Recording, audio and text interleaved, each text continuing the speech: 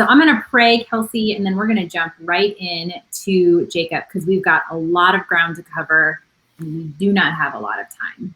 So here we go.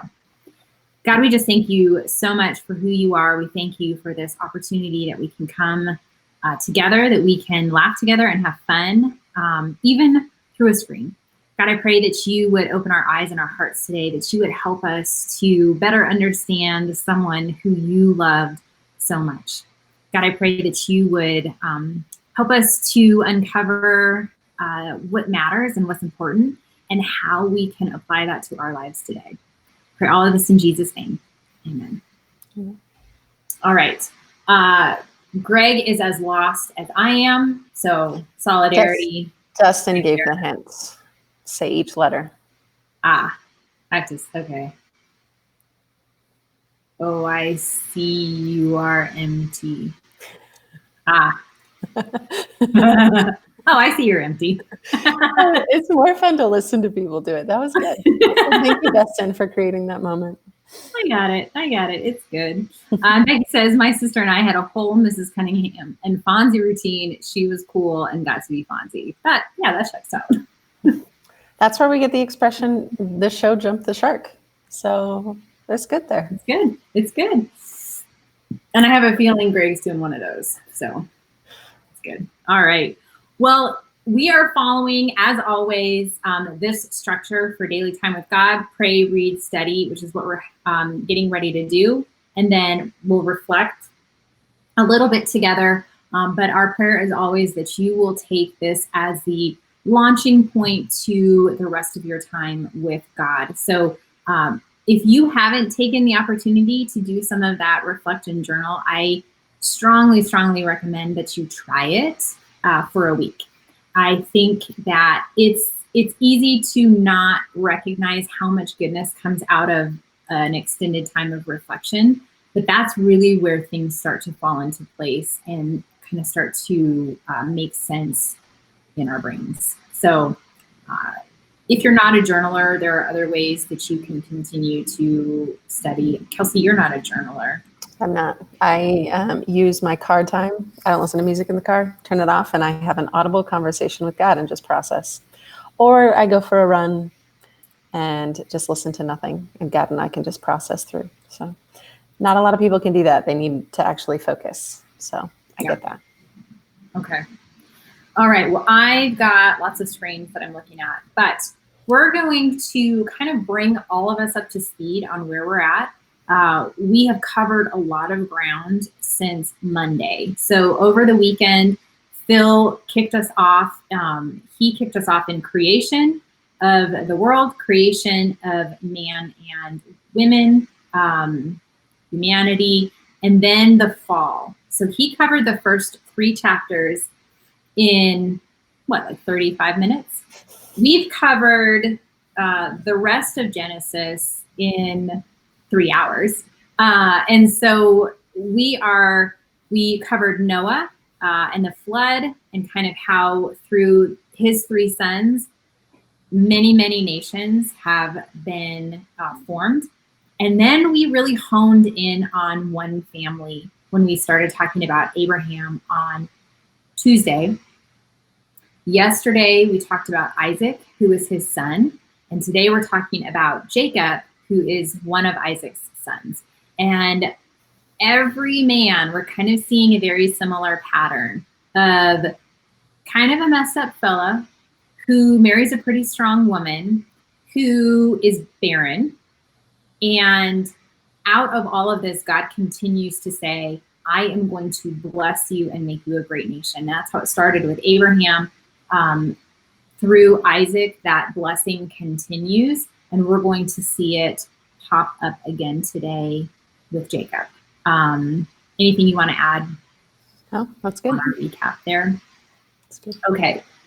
So yesterday we talked about Isaac's sons, Jacob and Esau. They are twins. Isaac was married to Rebecca. Rebecca felt her sons wrestling in her womb. And this is going to be a theme throughout. So she feels her sons wrestling in her womb. She asks God, why are you doing this? I've had only one baby at a time, and that is uncomfortable enough when they're moving around. But I can't imagine what it'd be like with two in there. And then when she is delivering, Esau is heading out, and Jacob is grabbing his foot, and he's as a baby, and almost like, hey, I wanted to go first. And so Jacob's name actually means heel grabber or something along those lines. Then we get into chapter 27, which is where we're starting today. And we learn that Jacob was kind of Rebekah's favorite, not kind of, he was. Jacob was Rebekah's favorite, and Esau was Isaac's favorite. Isaac was Abraham's favorite. He had other siblings, but he was the favored one. And so we're seeing that happen again here. And I was thinking about asking the question, who's your favorite child? Or when you were growing up, who was the favorite one? But I didn't feel like that was going to go over well. So we went with TV shows instead. But we're seeing this, and we're not done seeing that. We're going to see it tomorrow too. And I would say it's such a tragic thing when parents play favorites, because all that does is it pits siblings against each other. And that's exactly what we see here. So Kelsey, jumping in here in chapter 27, it says, Isaac was old. His eyes weren't working so well. He calls Esau to him. Esau was the older of the twins. And he says, hey, I'm going to give you your blessing, but will you go out and make me that food that I really like? Because Esau was a hunter. And so he was going to go out, he was going to hunt some game, and then he was going to make a meal that Isaac really liked. And so Rebekah, who's a conniver, is listening, and she pulls Jacob in on this, and she says, hey, listen, I just heard what your father said to Esau. He's getting ready to give him his blessing. I think you should be the one that gets that blessing, even though it's not yours to have. And so Isaac kind of puts up a little bit of a fight. He's like, but I don't look anything like my brother. I don't smell like him. I'm not covered in hair like he is. And she's like, that's okay. I'll fix everything. You just do what I tell you to do. And so he does. And he goes in, and Isaac can't see very well. But even when he's like, are you sure you're Esau? You sound like Jacob. Are you sure I'm talking to Esau? It feels like it's Jacob. And over and over and over again, he questions. But ultimately, it comes down to Rebekah had put Harry's skin on Jacob's arms, and he was wearing Esau's clothes. And so he smelled like him, and he felt like him. And so we pick it up here in verse 27, and it says, so Jacob came near and kissed him, Isaac, and Isaac smelled the smell of his garments and blessed him. So Kelsey, will you just kind of give us a framework around why the blessing was so important? Mm-hmm. And this comes honestly all the way back to God and Abraham, but there's this picture of a blessing is passed down from generation to generation. And it's passed, generally speaking, through the oldest son. We see a little bit of a divergence here. We also will see it in our next story as well, which is interesting because that was the custom. You got the blessing as the oldest son. You were the one to carry on the family name. You were the one to take on the land. And if your dad died, you took care of the rest of the family. And so the blessing was like a one-time gift. And once you spoke it, it was law. Like you couldn't touch it after that. You couldn't amend it. You couldn't change it. And so as weird as it sounds to us, we'd be like, I'll just take it back and give it to someone else. Like their word had power. There was an understanding that this blessing that Abraham got was being passed down as a gift to the next generation. And so it's not just like, oh, well, I want Esau's words to be spoken to me so that I can feel the love that Esau had. Like he was receiving the power of the family by deceiving them, which is great. Side note, Esau means hairy. I I enjoy that. So Esau's hairy and Jacob is heel grabber. So they were really good on names back in the day. Yeah. I know. I'm trying to think, like, what would I name my kids? I remember I was shocked because our oldest was born with red hair, and I just wasn't prepared for that. So it probably would have had something to do with her hair. Fiery redhead. That's good. There we go. That's good. There we go. So we see here the blessing that Isaac gives Jacob. And he says, may God give you the dew of heaven and the fatness of the earth and plenty of grain and wine. So I want you to be wealthy with all of these things. Let peoples serve you and nations bow down to you. You will have power and control and will be above others. Be Lord over your brothers, and may your mother's sons bow down to you. So now he is putting, inadvertently, Esau beneath Jacob. And then he says, cursed be everyone who curses you, and blessed be everyone who blesses you. And so it's a pretty powerful blessing that Isaac has given Jacob. And he leaves kind of, I'm sure, just like high as a kite, just feeling super, super excited about what he had just pulled off. And then Esau comes in, and Isaac is devastated. Esau is devastated. And he is begging his father, like, isn't there anything left? Don't you have any blessing left for me? And he gives him something, but it's not much. And the words that he says, I don't have it in the text here, but in verse 38, Esau said to his father, have you but one blessing? Bless me even also, O my father. And Esau lifted up his voice and wept. And then Isaac, his father, answered him, and he said to him, behold, away from the fatness of the earth shall be your dwelling. So it's like you're not going to be part of this blessing for Jacob. By your sword you shall live, you'll be a warrior, and you shall serve your brother. But when you grow restless, you shall break his yoke from your neck. So there will be kind of this tension point. So in verse 41, it says, now Esau hated Jacob because of his blessing. And so then we see Rebecca kind of freak out, and Jacob's also a little on edge here. They know that Esau can be kind of unsteady. And so they decide that the best thing is for him to leave and for Jacob to go back to Rebecca's family. So we met Rebecca's family yesterday, and they're going to play a role in this story as well. So, Kelsey, any thoughts? I don't think so. It is interesting, even with this idea of the blessing that you pass on. Like, Isaac was very aware of the fact that he only had one chance to give it. And so when he gives this other blessing, he's like, and I have to stick to my word, so you have to follow your brother. Like, what a horrible message. And my heart just breaks for Esau. It will more than once in this story, but just, oh man, that's tough. And we didn't talk about this, but he had already given up his birthright in a moment of being super hungry and wanting the stew that Jacob was making. I mean, Jacob had been undermining his brother for years, and this was like the cake on it. It was too much. He had enough. He was very angry, and the ESV says, I loathe my life.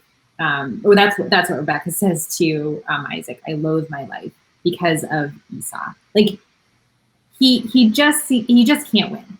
He just can't win. So we jump in here with Jacob on the run, and it says in verse 11 of chapter 28, and he came to a certain place and stayed there that night because the sun had set. He put some stones under his head, and then he has a dream. And this is all about a ladder that reached up to heaven. So if you've ever heard the phrase Jacob's ladder, this is where it is. This is where that comes from. And so it says here, and behold, the angels of God were ascending and descending on this ladder.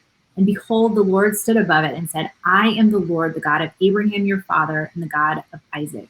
And then he's essentially kind of giving him this glimpse of what this blessing, this covenant that God had given to Abraham, that God had renewed through Isaac. He is now giving it to, where are we? Jacob. And he says, the land on which you lie, I will give to you and your offspring. Your offspring shall be like the dust of the earth, and you shall spread abroad to the west and to the east and to the north and to the south. And in you and your offspring shall be all the families of the earth be blessed. And then, so we've heard language like that, especially with Abraham. We looked at the stars in the sky, that's what his descendants would be counted as. We looked at the sand. And so again, he's saying the dust. But then, because God is God, he says, behold, I am with you and will keep you wherever you go and will bring you back to this land. For I will not leave you until I have done what I have promised. And I love how faithful God is in this moment. Rewind. Who was Jacob just a moment ago? A deceiver, a liar. And now he's on the run because he's running away from his problems instead of confronting them.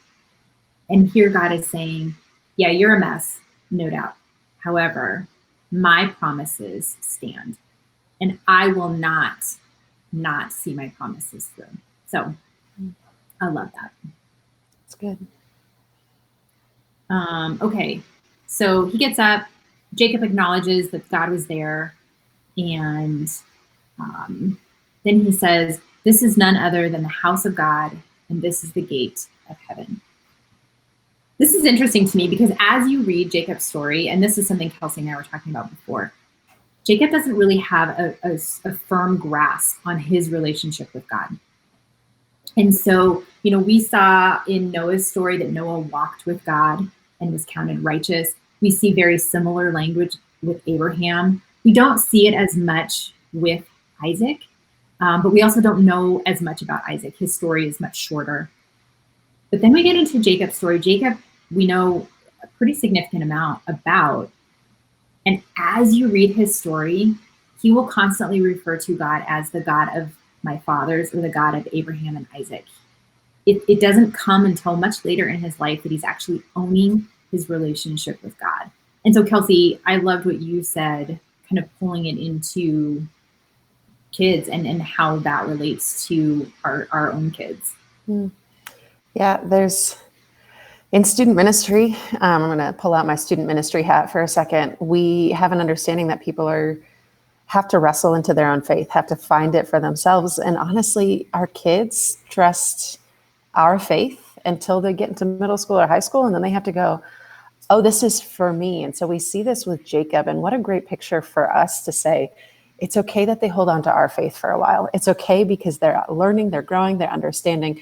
But at some point, they do have to do the work to figure out, is this mine? And so there's something so good about that. And Jacob just kind of personifies that for us. So if you have kids that are young and you're like, I'm just not sure that they have it for themselves, let them wrestle. They'll get there. Like they will, or they'll walk away and come back. That's always the prayer, is that they come back.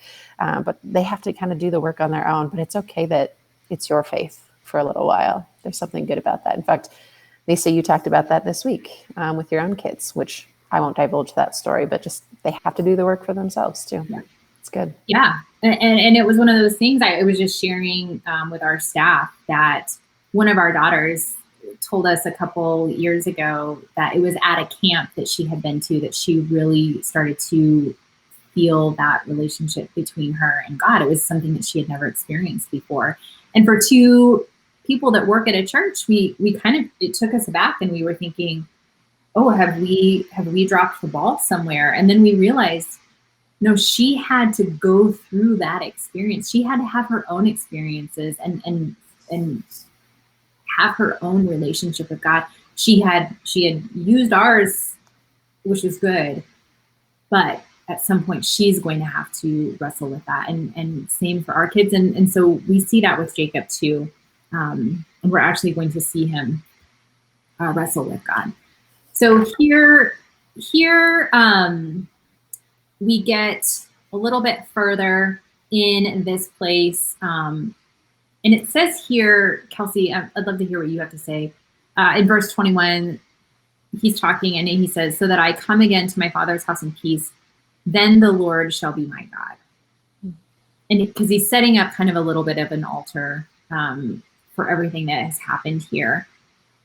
What do you take from the way that he phrases that? The hard part is everything I've read feels a little bit like it's a test. And I don't love that language. I don't love that thought because I don't love testing God. And yet throughout scripture, we see people going, hey, God, if this is you. And so I have to kind of reframe the word to discern. Hey, God, if this is you, this is how I'll know that it's you. And we saw it even with Isaac as Abraham's servant goes to find a wife. He's kind of going, okay, this is how I'll know that it's God.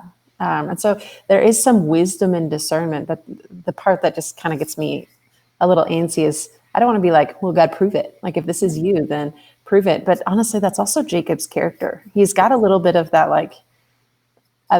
show me that it's really you. I almost used teen language. I almost just said bet, which probably would be lost in this conversation. I'm very sorry, everyone. But I just think it shows some of that immaturity in his relationship too. And it's totally fine. I mean, we all have to grow, and growing requires us to question and to ask, to ask and to doubt and to wrestle. But here it's just, he's like, hey, if you show up in the way that I really want you to, then you can be my God. And I don't know. Jacob's not my favorite, so I'm sorry if that's coming out. Some of you might just think he's amazing.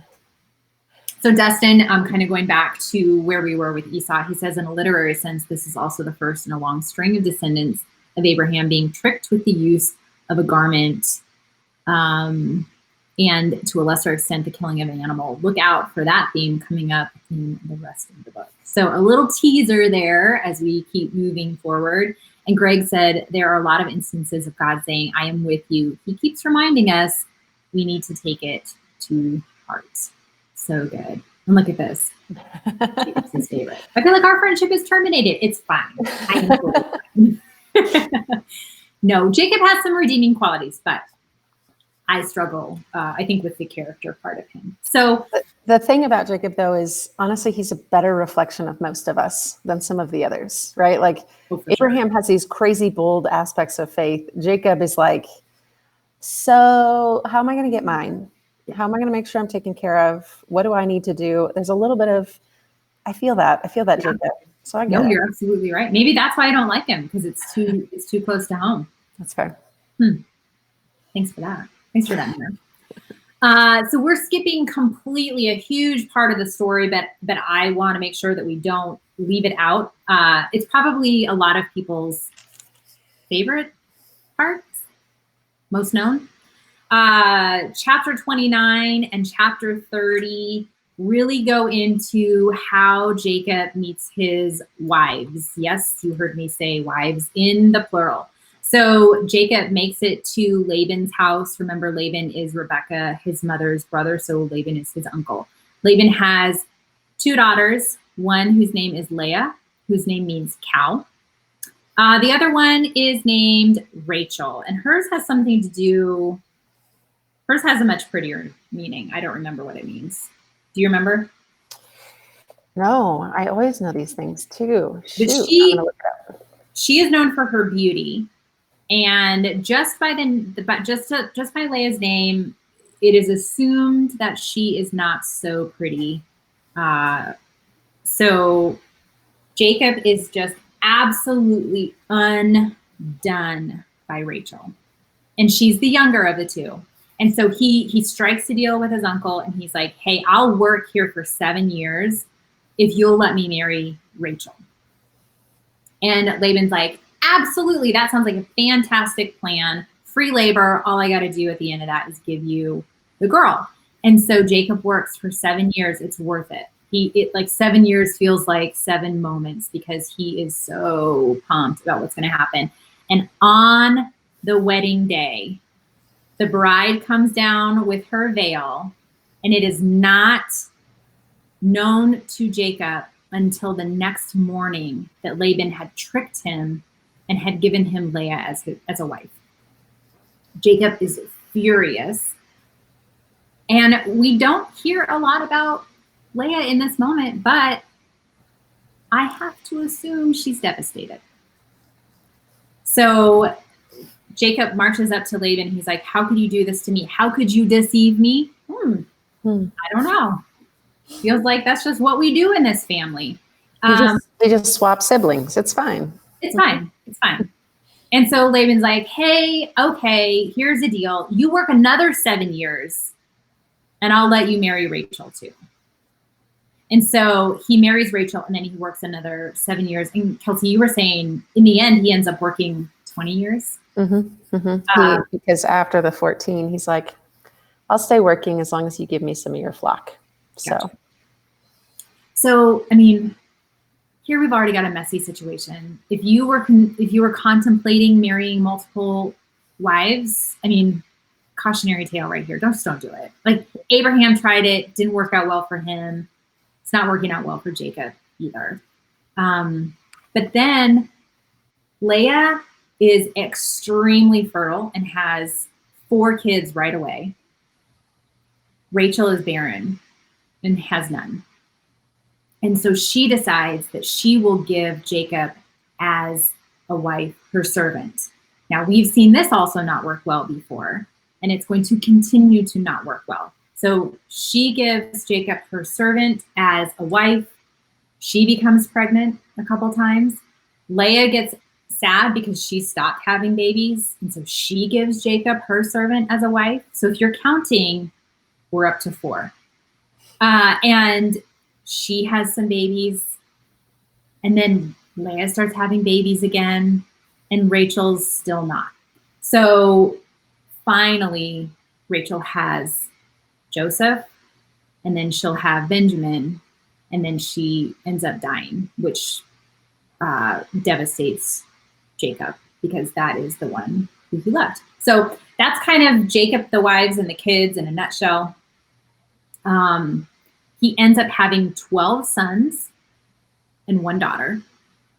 And we are going to see really tragic circumstances arise for his family. It is just a hard life. And you kind of see how the decisions that he and his wives make, and even that his family had made before now, how it just continues to travel down the line. Sarah came to our rescue here, and she says Rachel means lamb, and that's her daughter's name. I didn't know that. Aww. Her daughter lives in Wisconsin, so I didn't know that. And then Dustin's quick to point out there's that garment again. Good call. Good call. Greg is very angry. It's not right, for sure. And then Sarah says, it is kind of surprising that Rebecca sent her favorite son to her trickster brother. We alluded to this yesterday when Rebecca was quick to hop on the camel and get out of town. I think Greg was saying something about maybe she was really just trying to get away from Laban. Who can blame her? And so if you think of like the lesser of 2 evils, there we are. So the other thing, though, is I think she didn't want Jacob marrying the local ladies like Esau had. So that kind of is just bringing us all where we are. Now we're back into 31. The title of chapter 31 in my Bible is Jacob Flees from Laban. And so we see him saying, like, this is not working. But it really starts with God saying this. I am the God of Bethel, where you anointed a pillar and made a vow to me. That's what we talked about earlier. Now arise and go from this land and return to the land of your kindred. So Kelsey, where have we heard language like this before? Well, a lot of places. First of all, we go back to this vow, right? We've seen altars. There we go. Altars. Jacob doesn't do altars as much as he does piles of rocks, which this isn't the only time we'll see this. But we see kind of this commitment to God. But then it says, return to the land of your kindred. We see this back and forth. Abraham was told to leave and not go back. And then Isaac was told not to go back to this land, but to bring a wife over for him. And so we see this back and forth. But then we also remember Jacob's words of saying, hey, if I can get back to my family, then I'll trust that the God is my God. And so we're seeing this like back and forth and back and forth. And honestly, with Jacob even being where he is, he's not really supposed to be there from a lineage perspective. He's supposed to stay. And so we're seeing kind of God going, I need you guys to get back on track. Like I told you to leave and not go back. Like your generations were supposed to stay away. And so God is kind of intervening and going, dude, it's been 20 years. Like, did you get it out of your system yet? Which back to the whole student ministry side of my brain, like some of our kids go on journeys for decades and don't come back to God for quite some time. But God is still there going, I'm here. Like, let's go. Let's go back to what I promised you. So there's a lot going on in just a few words there. Yeah, that's good. And this that's in the document is from verse 13, but I just want to read in verse 3. It says, then the Lord said to Jacob, return to the land of your fathers and to your kindred, and I will be with you. Right? God is God. He is with Jacob. He is with us. And so Laban really, I mean, his character does not improve throughout the course of us knowing him.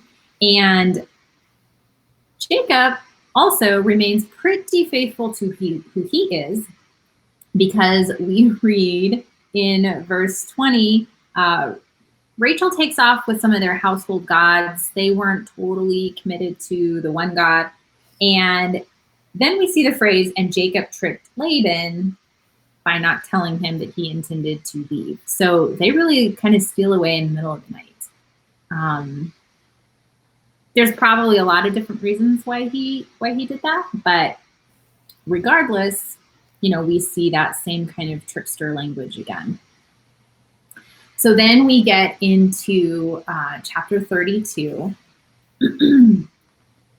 And the title of chapter 32 is Jacob Fears Esau. So that's just giving you a little preview of where we're going. Because if you're going home, then you're heading back to your family, and Esau is part of that family. I did read, though, Kelsey, and I don't know if you know different, but I did read that Jacob's about 90 years old when they start heading back. He wasn't a spring chicken. He had lived for a while. And we're going to see some very childish responses, even at 90 years. So when you talk about, Jacob had a hard time growing up, this is what we're talking about. So Jacob is heading back, and he hears that Esau is coming towards them. And I think it says with like 400 people. And rightly so. I feel like that would be a little scary, even though Jacob has a ton of his own plan. And so he decides that he's going to split them up, and he's got this whole plan of how he's going to make amends with his brother. And so he kind of says, okay, you guys all go across this river, this stream. I'm going to stay on this side. So all of his wives, all of his kids, all of his servants, all of his flocks, he sends across, kind of fully exposed. And then he stays behind. And it says here in verse 23, he took them and sent them across the stream and everything else that he had, and Jacob was left alone. So what do you think the significance of that is, Kelsey? That he's all by himself on the other side of the stream?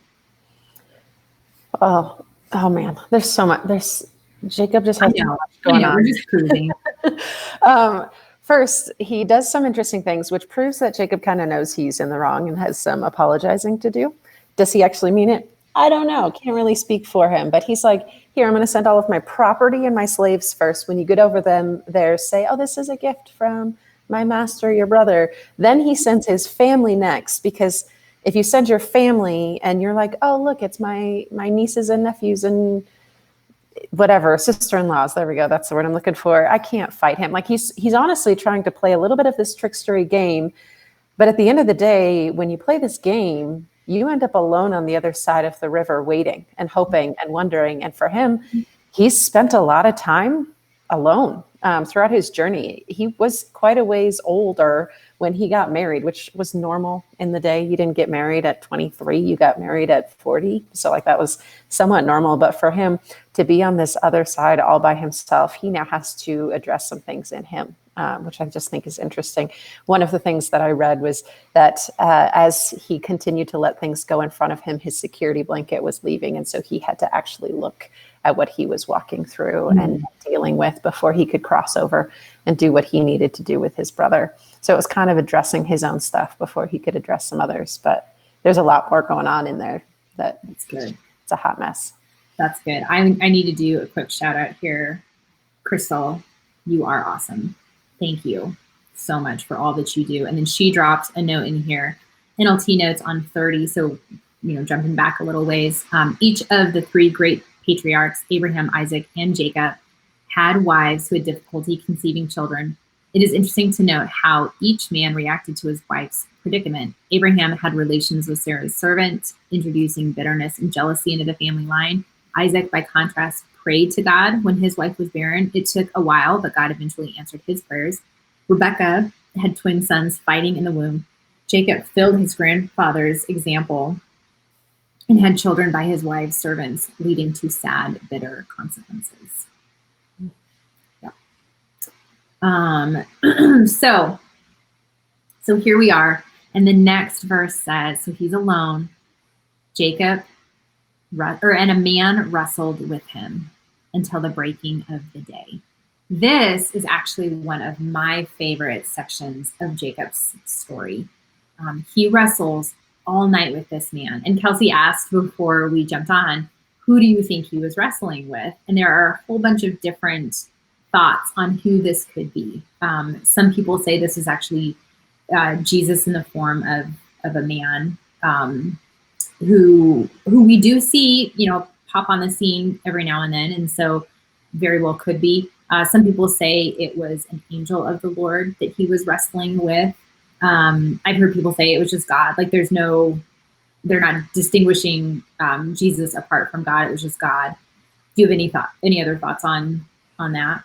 No, what we landed on in our conversation was it doesn't really matter who it was. The idea is he had to wrestle God, some form, entity, being, wrestle God to get to where he needed to go. And that's what's most important.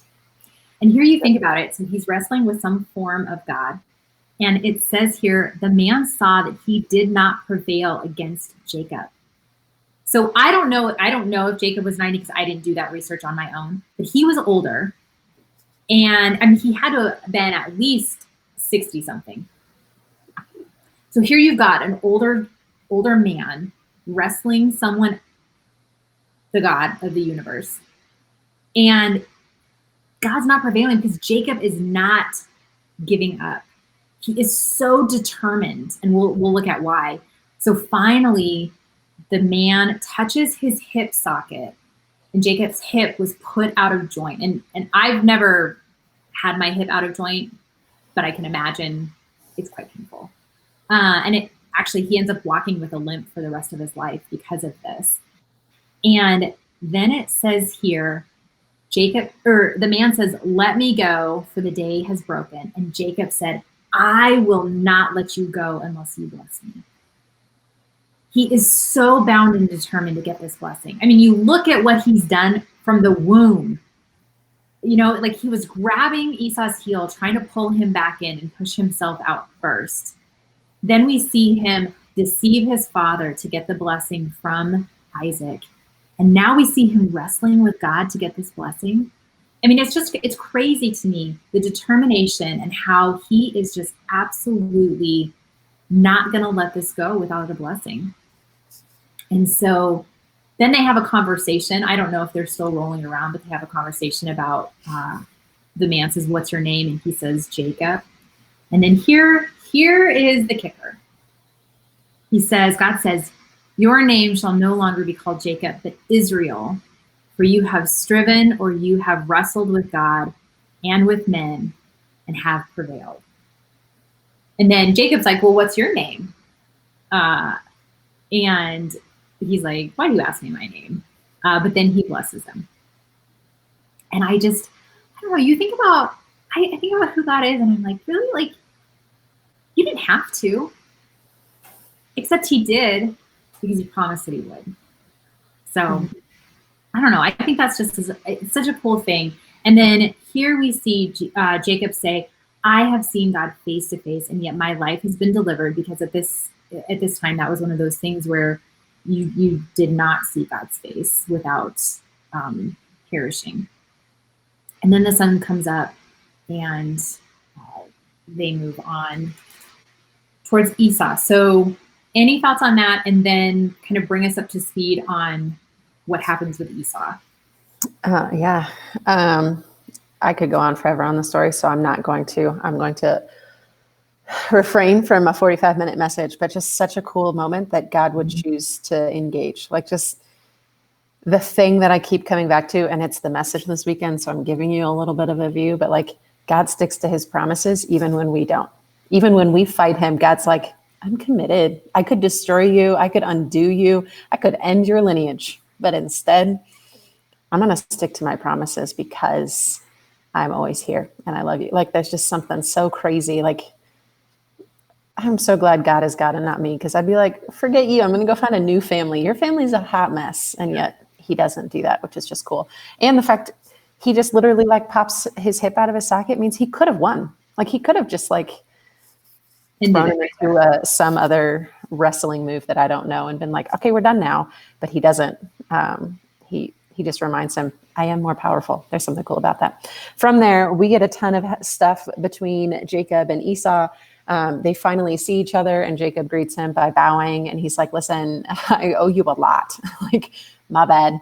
It's his way of apologizing. And the beautiful thing is Esau runs up to him and embraces him and kisses him, and they both weep. Like, there's just something, like, Esau, honestly, throughout, you see him weeping quite a bit.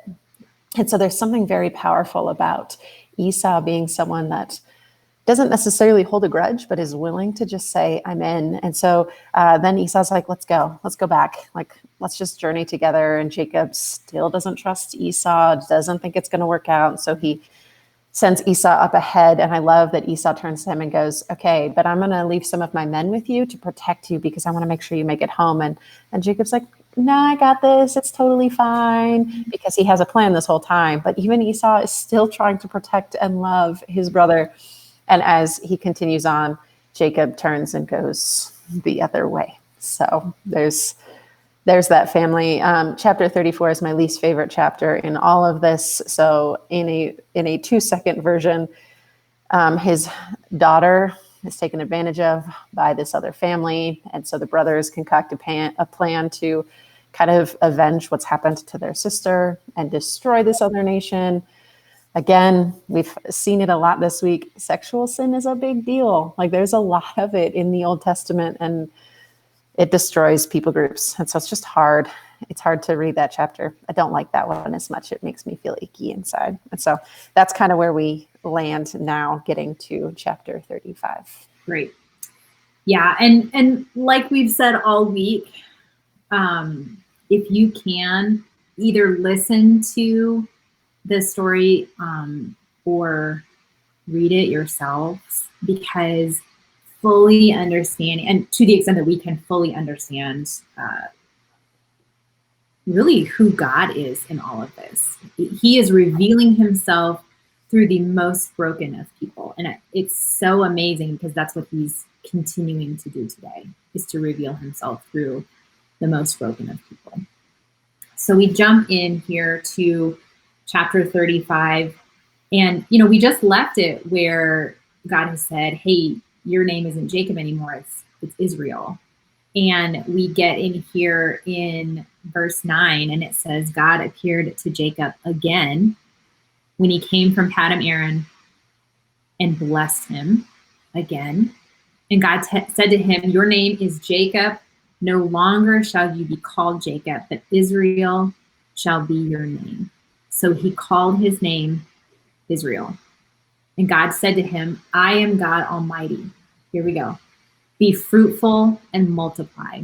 A nation and a company of nations shall come from you, and kings shall come from your own body. So good. So good. Okay, so Kelsey, what does Israel mean? Because I think that's going to be helpful. Oh, shoot. Isn't that wrestle with God? Mm-hmm. Okay. Whew. Just panicked for a moment. Which, sorry about that. One, he wrestles physically with God. Two, Israel ends up becoming the name of the nation that God is going to use. So almost the rest of our Old Testament, God is in relationship with Israel. And I know I'm going to jump in a little bit to stuff we're going to talk about tomorrow, but he has 12 kids. Well, there are 12 tribes of Israel, which is important. 12 is important. There are some numbers in the Bible that anytime you see that number, you stop and go, okay, wait, what does that one mean? 12 is one of those numbers. And so not only is he talking about the actual physical wrestling that he did, but he's also saying, hey, from you comes a whole nation, the 12 tribes of Israel. And out of those 12 tribes of Israel, we are going to see you wrestle and wrestle and wrestle and wrestle with God for generations, for the next, I want to say at this point, we're at about 2,000 years before Jesus comes onto the scene. And it's just this cycle of wrestling with God. It's kind of a hot mess. But there's something really cool about him saying, you're going to be the father of a nation. To him at this point, which he already promised that to Abraham, but we now see it becoming a formalized nation through these 12 tribes. I jumped in probably farther than you wanted me to, but that I just love anytime God changes a name, you stop and you go, what are you up to? You're doing something. And this is probably one of the top two biggest name changes. I think Peter's the other one, but I'm giving away my hand. It's fine. It's good. Yeah. So we don't see God change names very often. And when we do, like Kelsey said, you stop and you pay attention. So we saw it on Tuesday with Abram. He changes Abram's name, but just slightly, right? It just kind of changes the name just a little bit. He becomes Abraham. Sarai, his wife, becomes Sarah. Very, very subtle changes there. And the meanings are very subtle as well.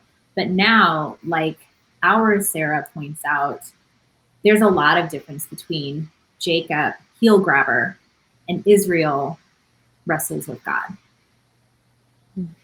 Right? There's some similarities, but they're very different. And so I love how God not only says it in that moment, but he reminds him later. Hey, remember that time we wrestled in the grass and I gave you a new name? When I said it, you're no longer Jacob, what I meant was you're not Jacob anymore. You are Israel. And so now for the rest of Genesis and really throughout the rest of the Bible, we'll see Jacob used interchangeably with the name Israel. And so when you see Israel or when you see Jacob, just know that they are very interchangeable now from here on out. I like what Liz said here. It does make me think of the song Do It Again. And then one of the lines in that song says, your promise still stands. Great is your faithfulness. Your faithfulness, I'm still in your hands. This is my confidence. You've never failed me yet. Mm-hmm. And I think sometimes those can be really hard words to sing, especially if you mean it. And there's a lot of songs that we sing that talk about promise, and we just kind of sing it. Oh man, guys, we live a promise that has been in place for 5,500 years now. Like, we're a part of a big promise, this vast journey that God is doing. Like, this isn't just like, hey, I promised to be your best friend for a while. This is like, I'm going to be your God forever. And I'm starting to preach this weekend's message. I just got to slow down. I'm going to pause. I'm going to stop. Yes. If you didn't pick up on it, Kelsey's teaching this weekend, so it's going to be amazing. But yes, And this is something that I wrestle with a lot is I sing a lot of words. In worship to God, do I mean them? And so that is something that I think about often is as I'm singing, do I mean it? And can I just sing it into meaning?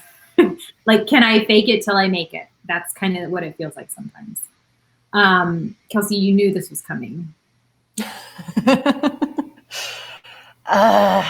I forget that it's happening, but I talk with my hands. So it's going to be miserable. Sunday was our last gathering with high school students. And so we were doing a big shebang, especially it was Matt's last time with our high schoolers. So we were playing kickball, which is what Matt had been wanting to do all summer, and we just hadn't done it.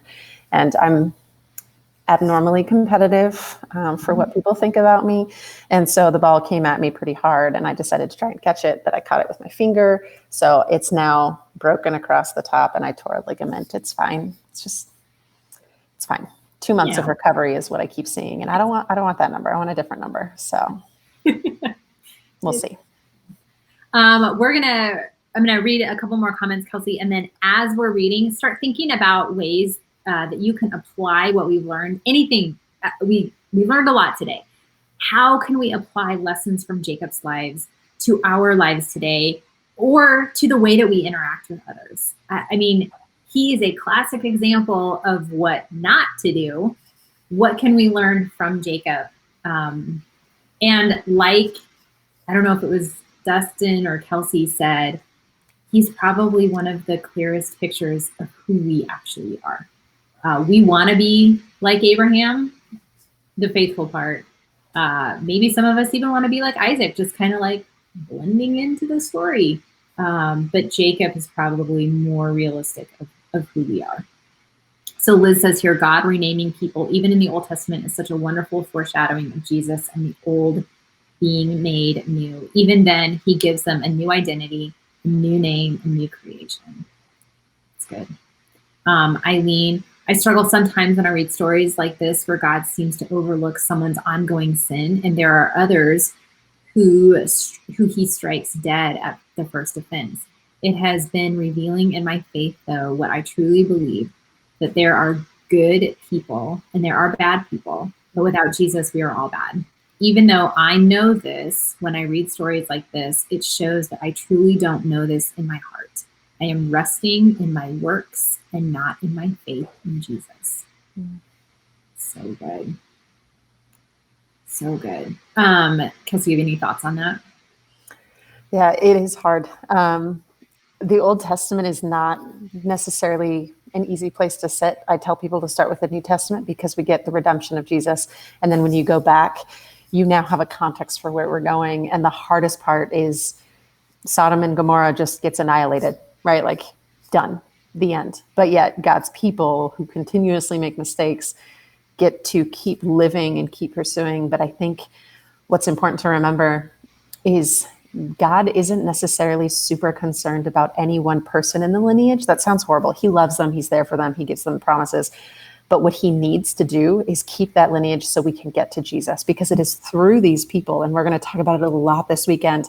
It is through Abraham to Isaac, to Jacob, to Joseph, that we see this lineage getting passed down all the way to Jesus. And so God is saying, I'm committed no matter what, which to me is the thing that I'm holding on to today. God is committed to me no matter what. And some of us, we disqualify ourselves because we're like, look at how much of a hot mess I am.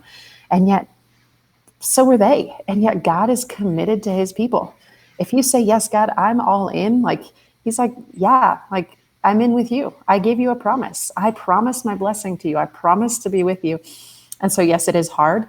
Some of those side characters that kind of just get blown over, they're not necessarily a part of the central line. And so God isn't necessarily hovering over to protect them the way he does with the Israelites.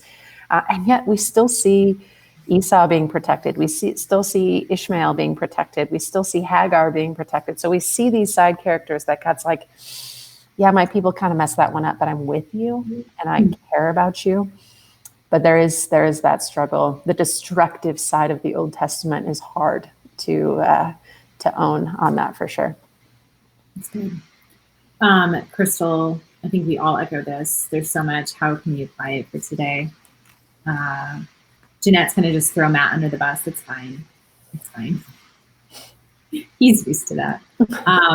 But Dustin says here, God is patient with so many people and uses all of us as broken people for his glory. It's not about being better or worse. Everything moved. It's about trusting God with all the sinful parts of our lives. And I think that's what we see Jacob struggling with. And I would venture to say that's one of the biggest struggles for us today, is trusting God with all of ourselves, not just our highlights. Mm-hmm. Gloria says, when life gets hard, stay in the struggle, because a blessing from God usually follows and you become stronger. It's all for our higher good. And looking beyond our circumstances is not usually our strong point. We look around us and determine everything based on what we know and what we can see, forgetting that God sees all eternity at the same time. And so what makes sense in our finite understanding probably is not what makes sense in God's greater story. Dustin got a mic drop, so that's good. Way to go, Dustin. Sarah says here, application, don't get so upset with people to wish negativity upon them. Did that on my birthday, the next day of our vacation, and we were tired of having to deal with COVID and my diet. God blessed us with a great place for us to eat, but it was overshadowed by my having gotten that. It's an interesting perspective. And very self-reflective. We need an hour just for the application. I know. I know. Kelsey, as we close up, what is kind of the application or the takeaway that you're walking away with?